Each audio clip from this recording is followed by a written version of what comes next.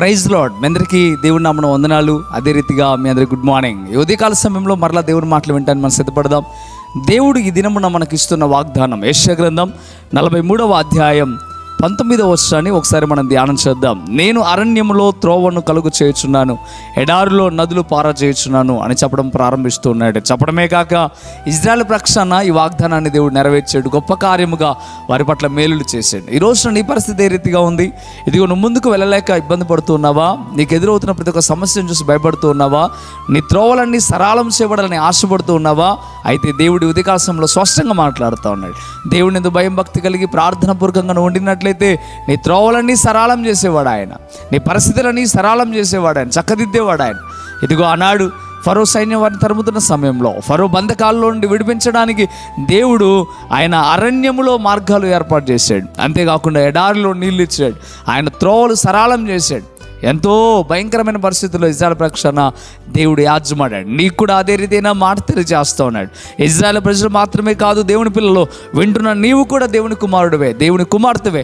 నువ్వు ప్రార్థన చేయగలిగితే, నువ్వు దేవుని యందు కనికరం కలిగినట్లుగా దేవుని కృప పొందుకోగలిగితే దేవుడు స్పష్టంగా చెప్తా ఉన్నాడు, నీ పక్షాన కూడా అలాంటి గొప్ప కార్యం చేస్తాడు. అరణ్యము లాంటి ప్రదేశాల్లో కూడా ఆయన మార్గాలను సరళం చేయగలరు. నువ్వు అనుకుంటున్నావు ఇక నా ఏ దిక్కు లేదు, ఏ ముక్కు లేదు, ఇక నా పరిస్థితి అయిపోయింది అనుకుంటున్నావు. కానీ అలాంటి పరిస్థితుల్లో నుండి కూడా దేవుడు గొప్ప మార్గాన్ని నీకు ఇచ్చి ఉన్నతమైన స్థాయిలో నిన్ను కూర్చోబెడతాడు. ఎందుకు భయపడుతున్నావు?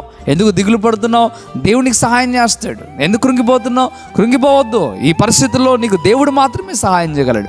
మనుషులు ఎవరు సహాయం చేయలేరు, కానీ దేవుడు తప్పక నీకు సహాయం చేయగలడు. ఎవరు మనుషులు మార్గాన్ని సరళం చేయలేరు, కానీ దేవుడు మాత్రం సరళం చేయగలడు. ధైర్యం తెచ్చుకొని ప్రభు మాటను నమ్ము, విశ్వసించు. ఇలా చెప్పు, ప్రభువా ఉదయకాల సమయంలో నాతో మీరు మాట్లాడారు, ఈ మాట ప్రకారం నేను జీవిస్తాను ఆయన. ఇదిగో నా త్రోవలను సరళం చేస్తాను మీరు చెప్తున్నారు. ఎడారిలో నీళ్లు నదులను ప్రవహింపజేసిన గొప్ప దేవుడు కదా నాయన. నా జీవితం ఎండిపోతూ ఉంది, నా జీవితం పనికిరాని స్థితిలో ఉంది. నా పట్ల గొప్ప నదులను అనగా జీవమును నాకు కలుగు చేయ ప్రభు అని ఒక మాట దేవునితో చెప్పు. దేవుడు తప్పక నీకు సహాయం చేస్తాడు.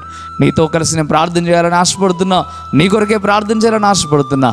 ప్రభు ఈ మాటలు నా జీవితంలో నెరవేర్పు కలుగు చేయ ప్రభు అని ఒక్క మాట నువ్వు చెప్పగలిగితే, విశ్వాసంతో నువ్వు మాట్లాడగలిగితే దేవుడు అద్భుతం నీ పట్ల చేస్తాడు. ప్రార్థన చేద్దామా? ప్రార్థన.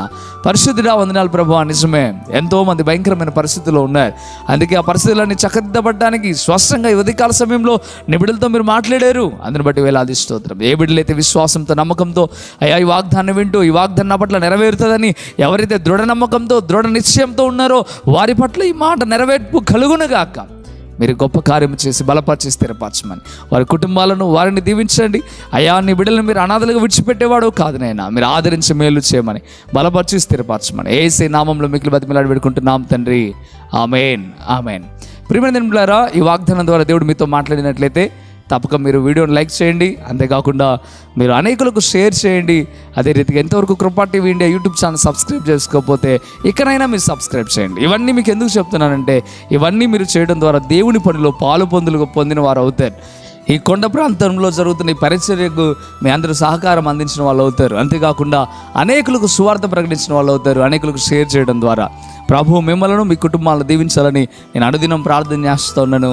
మీరు మీ కుటుంబం దీవించబడును గాక. ప్రభు ఈ ఒక మాటలు మీ జీవితంలో నెరవేర్పు కలుగుచేను గాక. ఆమేన్. God bless you.